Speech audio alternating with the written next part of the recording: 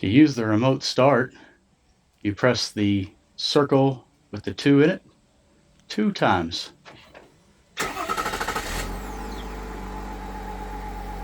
If you need to cancel the remote start, push and hold the button.